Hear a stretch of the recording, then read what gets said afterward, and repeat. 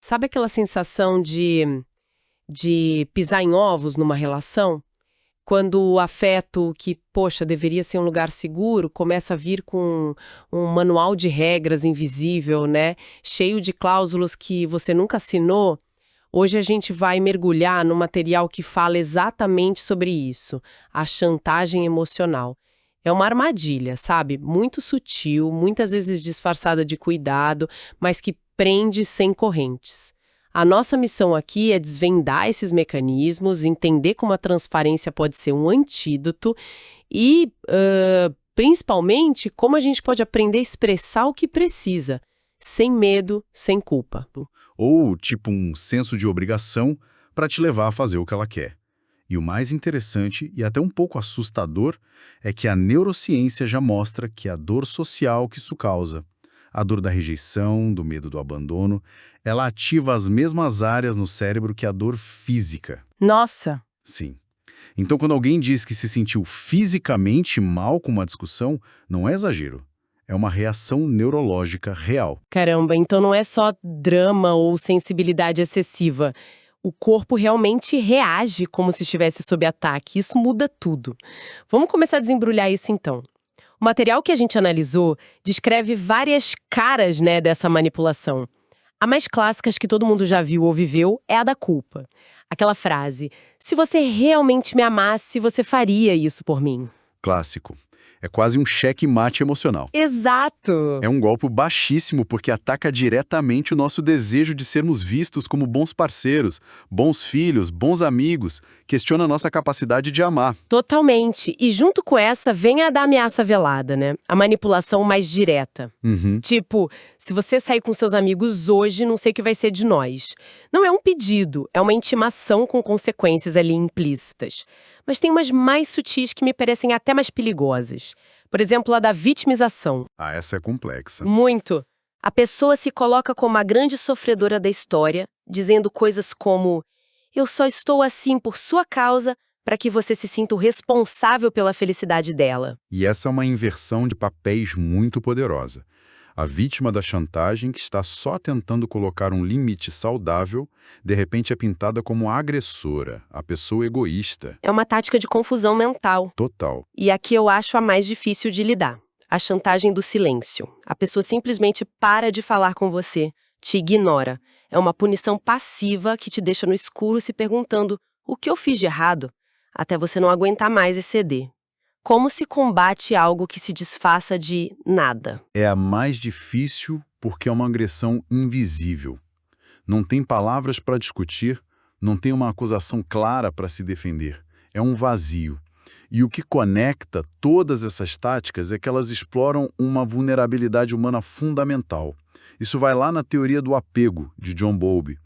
Se na nossa história a gente teve vínculos inseguros, onde o afeto era condicional, a gente cresce com um medo enorme de abandono. Entendi. A chantagem emocional é como apertar um botão vermelho que ativa esse medo primordial. Neurologicamente, o que acontece é que o cérebro dispara cortisol, o hormônio do estresse, e o córtex cingulado anterior, que é o nosso alarme de dor social, começa a piscar. Você entra em modo de sobrevivência. E nesse estado é muito mais fácil ceder do que lutar. Uau! Então não é uma fraqueza de caráter, é uma resposta biológica a uma ameaça percebida. O seu cérebro está gritando perigo, faça o que for preciso para restabelecer a conexão. Isso explica muita coisa. E para a gente ver como isso funciona na prática, o material traz a história da Cláudia. Para ela, o amor veio com esse tipo de fatura emocional. Ela vivia ouvindo frases como: depois de tudo que eu faço por você, o mínimo que você podia fazer era. A cobrança. Ou a clássica, eu só estou desse jeito porque você não me dá atenção suficiente. É a terceirização da felicidade. Eu só serei feliz se você fizer X, Y e Z. É uma carga impossível para qualquer um carregar. Totalmente. E a Cláudia carregou por muito tempo. Ela começou a duvidar dela mesma, sabe? A pensar que talvez ela fosse egoísta, que não estava se esforçando o suficiente. Para evitar brigas, ela cedia. Se moldava, se anulava, só para provar que o amor dela era real. A jornada dela é a de alguém que vai se apagando aos poucos, até que um dia, exausta, sentindo o peso dessa prisão, ela se fez a pergunta que iniciou a revolução interna dela. Ok, eu me esforço por ele, mas quem está se esforçando por mim? Esse é o momento do clique, o despertar, quando a lógica finalmente consegue furar o bloqueio do medo. Exatamente. Naquela noite, ela decidiu confrontar. Quando o parceiro usou a mesma tática de sempre, ela respirou fundo e disse algo simples, mas poderoso. Meu amor não é uma moeda de troca. Forte. E a reação dele, claro, foi a de sempre. Tentar virar o jogo, fazê-la se sentir culpada por ser ingrata. Mas, pela primeira vez, ela não recuou.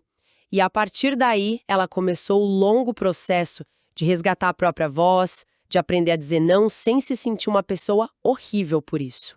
A história da Cláudia é fascinante porque ilustra perfeitamente o que a psicologia e a neurociência dizem sobre a mudança.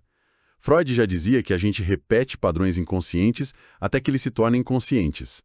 O momento em que a Cláudia se pergunta, e eu, é, neurologicamente falando, a ativação do córtex pré-frontal dela. Ela sai do piloto automático do medo, gerenciado pela amígdala, e passa a usar a parte do cérebro responsável pelo raciocínio, pela análise, pela decisão. Entendi. E o que ela faz em seguida, ao expressar um limite, é a essência do que Marshall Rosenberg chama de comunicação não violenta. Ela não ataca, ela afirma a sua verdade. Espere um pouco. Isso é incrível. Você está dizendo que, ao aprender a dizer não, a Cláudia não estava só mudando um hábito, ela estava literalmente reescrevendo a fiação do próprio cérebro? Exatamente. É o conceito de neuroplasticidade. Pense no cérebro como uma floresta. O caminho da submissão e do medo na Cláudia era uma trilha larga, batida, fácil de seguir. Cada vez que ela diz sim, querendo dizer não, ela fortalece essa trilha. Ao começar a dizer não e a colocar limites, ela está abrindo uma nova trilha na floresta, com um facão. No começo é difícil, o mato é alto, mas quanto mais ela usa essa nova trilha, a da autonomia, mais larga e fácil ela se torna, enquanto a antiga começa a ser tomada pela vegetação. Ela está, de fato, reconfigurando os circuitos neurais dela. Uau! Isso dá um poder imenso para a mudança. Não estamos fadados a repetir os mesmos erros para sempre. Ok, então a história da Cláudia nos mostra a jornada de saída, o como escapar da armadilha. Mas e a prevenção? Como construir uma relação onde a chantagem nem sequer encontra espaço para crescer?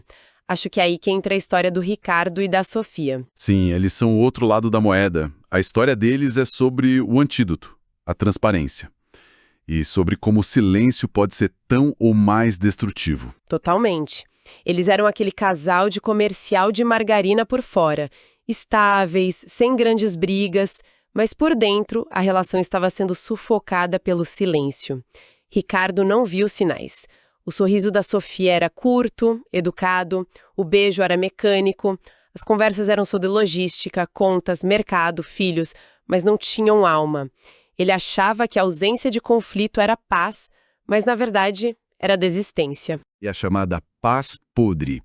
Um silêncio que esconde um abismo de coisas não ditas. Perfeito. E a virada para o Ricardo acontece quando ele sente o cheiro da perda. Ele percebe que, se não fizesse algo, ela simplesmente iria embora. Em silêncio.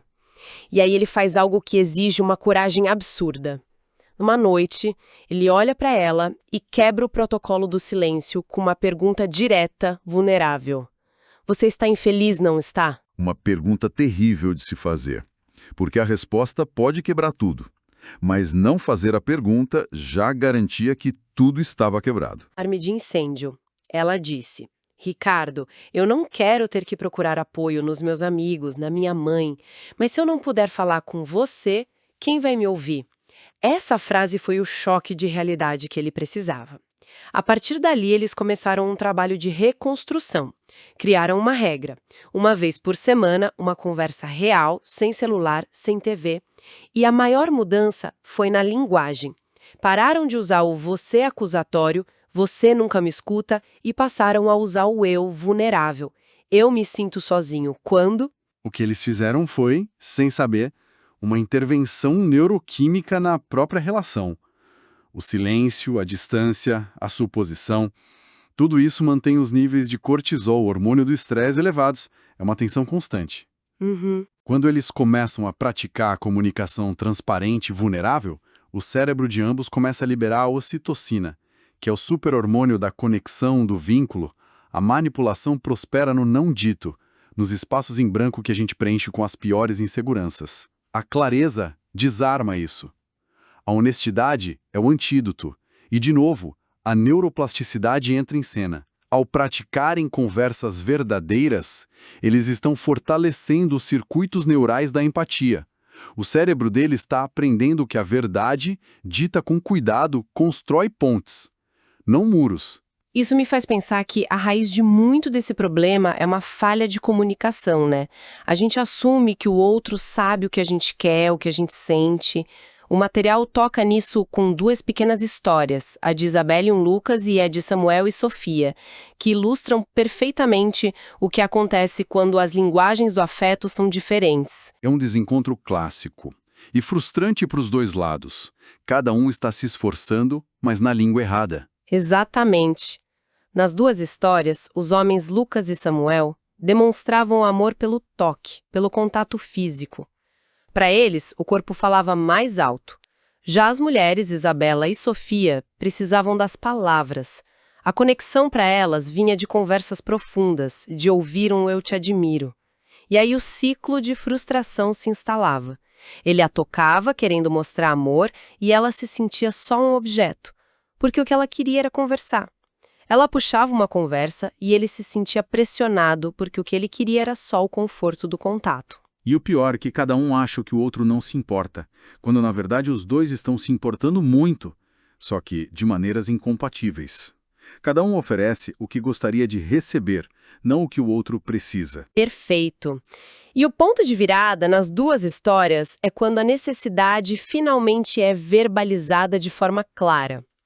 Cansada de esperar que ele adivinhasse, Isabela um dia diz para o Lucas: "Eu amo seu toque, mas eu quero mais do que suas mãos. Eu preciso das suas palavras. Preciso saber o que se passa aí dentro." Na outra história, o Samuel, percebendo a distância da Sofia, finalmente se inclina e sussurra: "Você tem ideia do quanto eu te quero?" Foi a primeira vez que ele traduziu o desejo físico em palavras. E isso mudou tudo para ela. O que nos mostra que o amor é também um ato de tradução. Exige sair do nosso idioma nativo e aprender, pelo menos um pouco, o idioma do outro. Psicólogos como Valon e Vygotsky já mostravam como afetividade e linguagem são inseparáveis.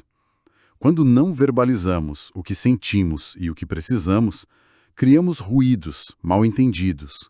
Essas linguagens diferentes não deveriam ser um problema, mas um convite à empatia. Do ponto de vista do cérebro, quando você usa frases que começam com "eu sinto" ou "eu preciso de", você está ativando áreas ligadas à autorregulação. Você sai do modo reativo e passa a ser o autor da sua experiência. E para quem ouve, isso é um convite à conexão, não um ataque.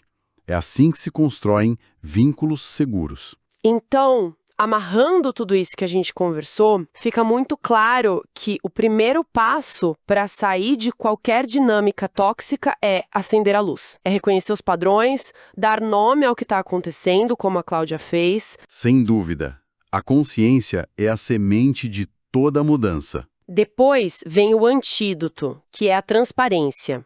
A história de Ricardo e Sofia mostra que o silêncio é o terreno perfeito para a manipulação e o ressentimento crescerem. A comunicação honesta, por mais difícil que seja, é o que limpa o terreno. A clareza é o que desintoxica a relação. E por fim, a gente chega na expressão das necessidades. Perceber que não é egoísmo dizer "eu preciso disso", mas sim um ato de autocuidado e de cuidado com a relação. É parar de jogar o jogo da adivinhação e começar a jogar o da colaboração. No fim, o objetivo é libertar o afeto, sabe? Tirar ele da prisão das condições, das barganhas e deixar que ele respire num ambiente de respeito. Perfeito. E para deixar uma última provocação para quem nos ouve, o material sugere uma mudança de perspectiva. Em relações difíceis, a pergunta que a gente mais se faz é: como o outro me faz sentir? É uma pergunta válida, mas centrada no outro. Talvez uma pergunta mais poderosa, mais transformadora seja: de que forma a minha comunicação ou a minha falta dela está contribuindo para a dinâmica que eu estou vivendo. Isso nos devolve o poder. Então, a reflexão final que eu deixo é: qual necessidade essencial sua não está sendo expressa em um vínculo importante da sua vida e qual seria o primeiro passo, por menor que seja, para começar a comunicar essa necessidade com honestidade e com cuidado?